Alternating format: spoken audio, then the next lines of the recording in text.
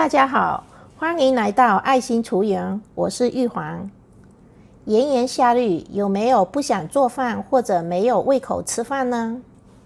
今天我们来用简单的食材做一道清爽可口的沙拉。需要的材料有青瓜1根、大番茄1个、芒果2个、洋葱一点点。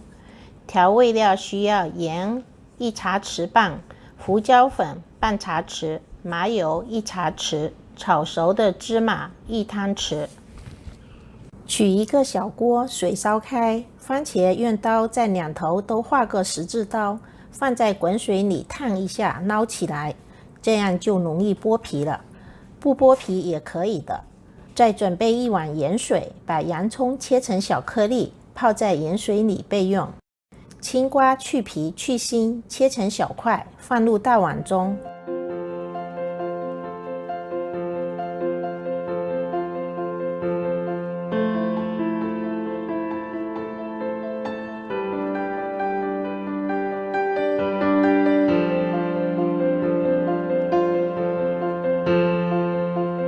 倒入盐半茶匙，一点点胡椒粉，腌几分钟后，青瓜会出水，先沥干水分。烫过的番茄去皮，切成小块，放入大碗中。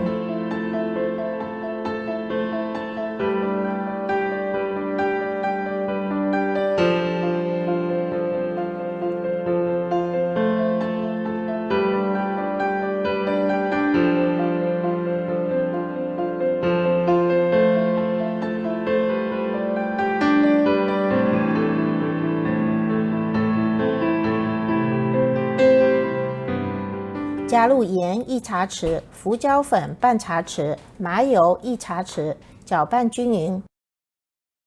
芒果去皮切成小块，大家可以按照自己喜欢的切法来切，我更喜欢先削皮再切。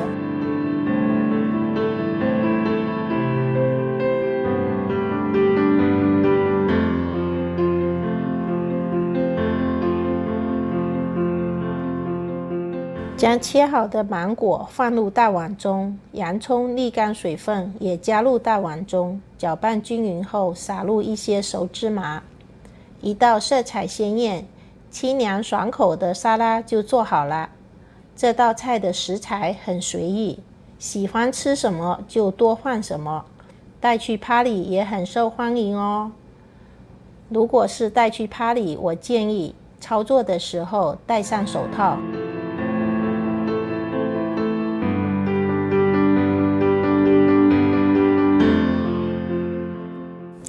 如果大家喜欢我的视频，请帮忙点赞订阅，谢谢观看，下次再见。